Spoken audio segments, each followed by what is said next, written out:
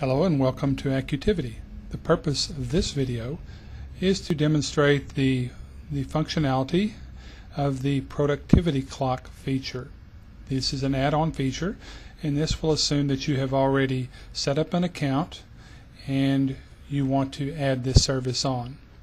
So first of all, you would go to your login, you would go to product selections, and this is where the setting would be. The setting would be on stealth unless you have enabled it. In this case, we have enabled the interactive feature, which makes it visible. And what you'll see down here in the bottom right hand corner is actually the productivity clock in action. What I'm able to do is to drag this around and move it to any other place. I can change a setting here. I can make it a little more transparent if we want to do that, but we're going to leave it for now. We're going to leave it where we can see it clearly. Move it back down here, and you can see already what this is doing. Now it has often been called one of the great duh ideas, and duh meaning very simple, very straightforward, and yet I can already see how that's going to affect productivity.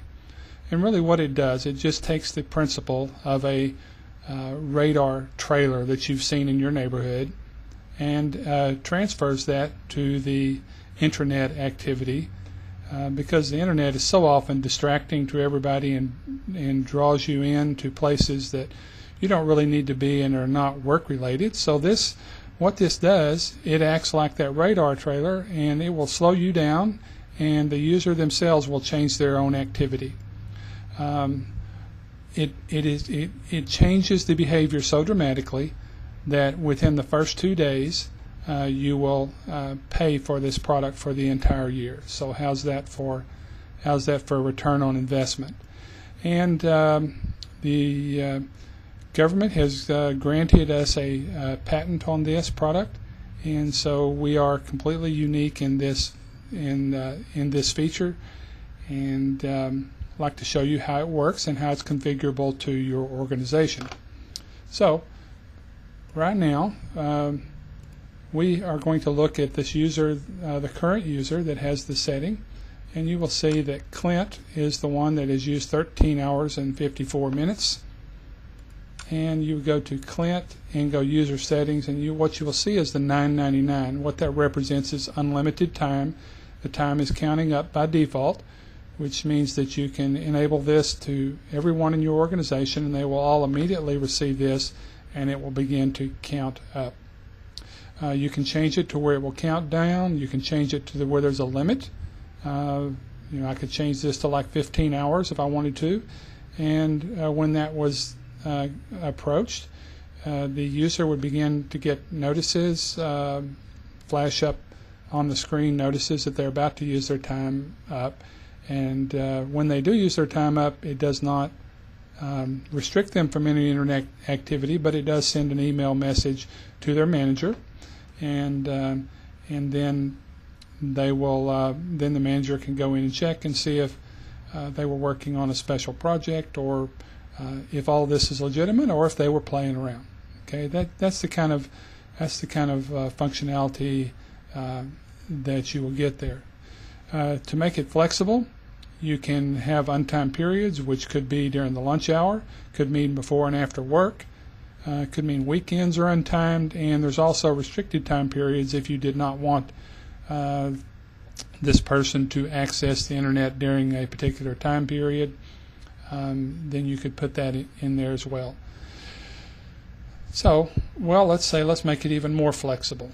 So what if in our organization we said we want to encourage usage of certain sites? Let's just say you worked at Ford, and you say, I want my employees to look at Ford.com all they want, and I do not want them to be timed on that site. That's fine. You make this setting, per this management group right here. You see that they have untimed sites, and so we put in Ford.com and we saved it and updated. So what we're going to demonstrate here, if you will, just watch the clock on the bottom right hand side, and it disappears, didn't it? So what that means is this is an untimed site. The management has said, let's encourage this activity. And then as soon as you leave, it reappears and begins the timing function. Let's go back to this, and I can also tell you that not only are the untimed website settings there, but I'll show you another functionality here. You can do shift and select, and so you could select these users, up to hundreds of them at a time, and then you right click on one, apply common user settings, so that you don't have to go through individually and set them, and you can set all of these settings and then save and update. So there it is. Hope you enjoy it. Look forward to you receiving over an hour a day per person of recovered productivity time.